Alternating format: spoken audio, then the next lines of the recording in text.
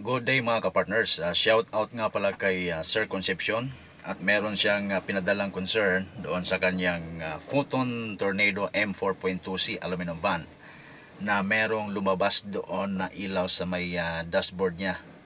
So nababahala siya, pero doon sa mga gumagamit ng Photon Tornado M4.2C, pag may lumabas na ganitong klaseng ilaw doon sa dashboard nyo, huwag kayo mag-alala, huwag kayo magpanik. Pwede nyo pa rin yan ipatakbo. Kasi, katulad po nito, ito po yung sample niyan. Ito po yung lumabas sa dashboard. Sa ngayon, dito banda, wala siyang lumabas. So, meron tayong switch na on. Yan. Ito po kasi yung pinadalang concern ni Sir Concepcion. So, nababahala siya, baka masira daw. Ito po ay tinatawag na power take-off sensor or power take-off light. Yan. So, ibig sabihin po ay na-on ng kanyang driver or pahinanti yung power take-off switch.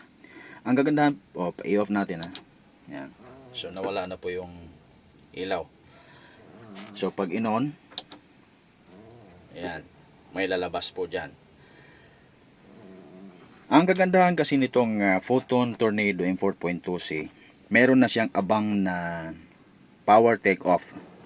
Kapag hindi mo na gagamitin yung drop side or aluminum van, tapos gagawin mong mini dump truck, so meron na siyang abang na power take-off. At saka kung gagawin mo rin siyang self-loader with hydraulic, meron na rin siyang power take-off.